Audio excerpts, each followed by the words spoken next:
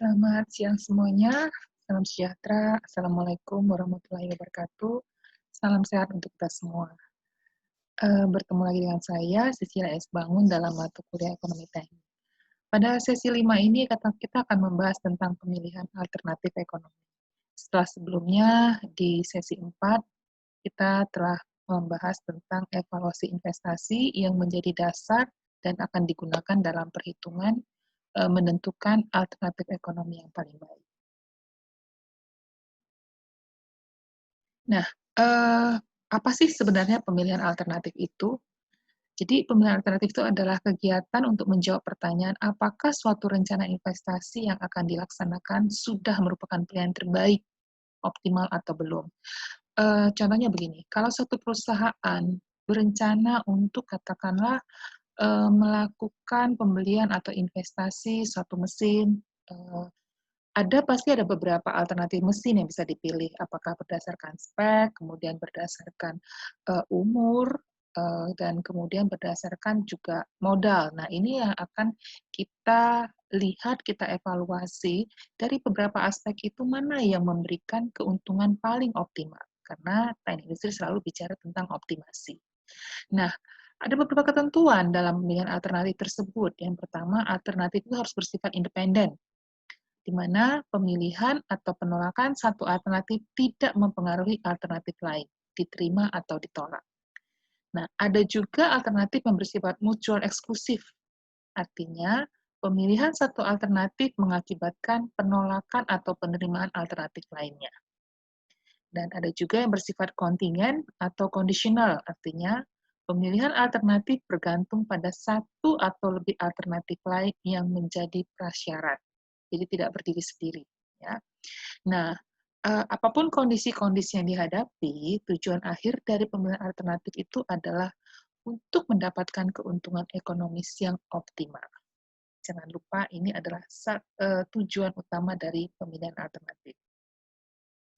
Ada beragam sebenarnya metode pemilihan alternatif, namun di sini yang akan kita bahas adalah NPV atau Net Present Value, Annual Equivalent, Internal Rate of Return, Benefit Cost Ratio, dan sebenarnya istilah dan konsep ini juga sudah kita gunakan dalam evaluasi investasi di pertemuan sebelumnya.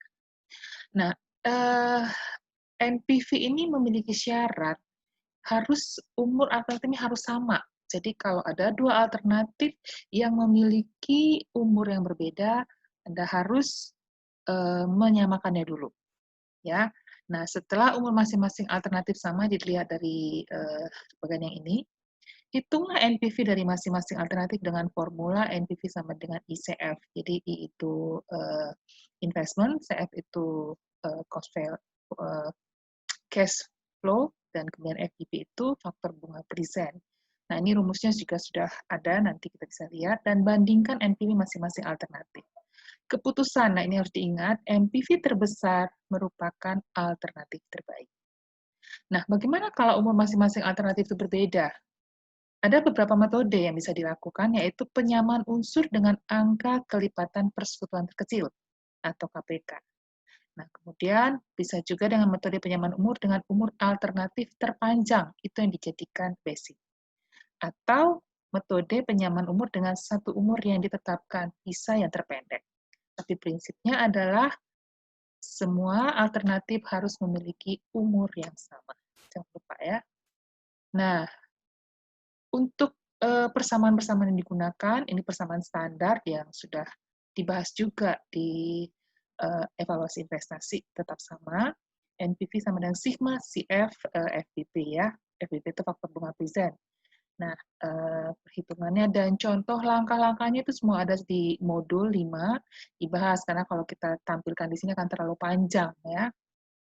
Kemudian metode yang kedua adalah metode annual equivalent atau EI. Metode alternatif tidak memperhatikan atau menyamakan umur alternatif, di mana perhitungan nilai anual ekuivalen dapat langsung dilakukan. Jadi perbedaannya dengan NPV, kalau NPV umur harus sama, tapi kalau di EI ini tidak perlu. Nah, setiap alternatif dihitung nilai anual ekuivalennya, kemudian bandingkan nilai dari masing-masing alternatif. Nilai AE yang terbesar merupakan alternatif terbaik. Metode annual equivalent ini memiliki persamaan umum, ya, seperti bisa dilihat di sini. AE sama dengan sigma dari CF, FBA. Di sini faktor bunga anual, bunga tahunan, ya. Itu bedanya dengan yang NPV, faktor bunga presentnya. Selanjutnya adalah metode pemilihan alternatif dengan IRR atau Internal Rate of Return.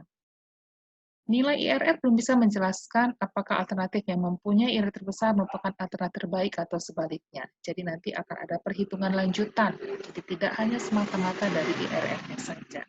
Kalau lihat misalnya kita lihat dalam grafik ini ada 3 alternatif, let's say di IRR A, B, dan C yang punya nilai NPV berbeda. Nah, di sini ada faktor yang namanya MAR yang harus dihitung untuk bisa membantu menentukan mana alternatif yang terbaik. Oke. Nah, tahap pertama harus melakukan analisis incremental IRR. Ya, ini merupakan kelanjutan dari analisis IRR jika jumlah alternatif yang tersedia tidak tunggal, artinya lebih dari satu. Ya, kalau cuma satu, untuk apa juga kita melakukan metode ini, ya, kecuali nanti tujuannya hanya untuk menentukan apakah layak atau tidaknya. Kemudian kita perlu menentukan ranking prioritas alternatif. IRR terbesar tidak selalu menjadi yang terbaik. Ya.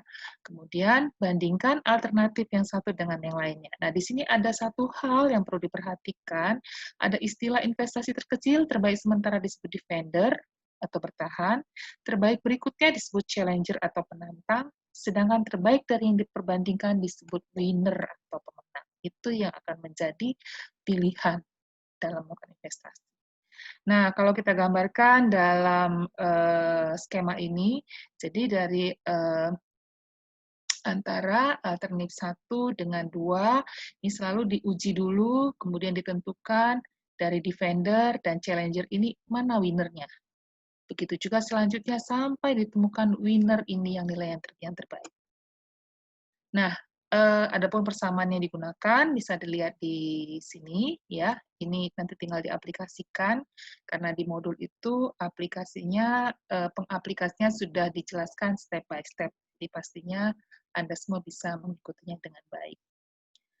Nah, secara umum bagan pengerjaan analisis incremental adalah identifikasi semua alternatif yang tersedia, hitung IRR masing-masing. Jika IRR-nya lebih kecil dari MAR, alternatif langsung gugur. Jadi tidak masukkan lagi dalam proses pemilihan. Kemudian susun ranking alternatif sementara berdasarkan investasi terkecil. Sementara kita anggap investasi terkecil merupakan alternatif terbaik sementara. Kemudian bandingkan alternatif 1 menjadi defender dengan alternatif 2 sebagai challenger dengan menghitung selisih cash flow. Ya, nanti disebut istilahnya sigma CF itu cash flow. Kemudian menghitung IRR dengan persamaan yang sebelumnya ada di slide sebelumnya. Kemudian mulai membandingkan untuk mendapatkan yang terbaik. Begitu selanjutnya sampai ditemukan bahwa pemenang terakhir akan menjadi alternatif terbaik dari semua alternatif yang tersedia. Nah, metode terakhir ini adalah metode BCR. Di sini kita mengidentifikasi semua alternatif yang tersedia, lalu hitung BCR-nya. Jika BCR lebih kecil dari 1, maka alternatif dianggap gugur. Susun lagi ranking alternatif sementara berdasarkan investasi terkecil. Ini sama, investasi terkecil dianggap alternatif terbaik sementara. Kemudian dibandingkan lagi alternatif 1 dengan 2, dan kemudian hitung lagi selisih cash flow-nya. Begitu seterusnya, sampai ditemukan adalah pemenang terakhir akan menjadi alternatif terbaik dari semua alternatif yang tersedia.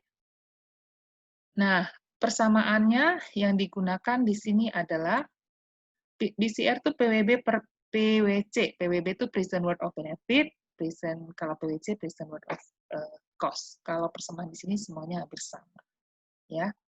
Nah, ini beberapa metode pemilihan alternatif yang biasa digunakan oleh perusahaan. Nah, untuk contoh kasus itu sudah ada di modul. Silakan nanti dipelajari, ada beberapa latihan dan contoh yang bisa diikuti. Demikian penjelasan untuk pertemuan sesi 5 ini. Semoga bisa dipahami dengan baik dan jangan lupa practice make it perfect dan tidak perlu menghafal rumus, tapi dengan latihan kita bisa lebih memahami lagi. Terima kasih untuk perhatiannya. Sampai bertemu lagi di sesi berikutnya. Selamat malam. Wassalamualaikum warahmatullahi wabarakatuh.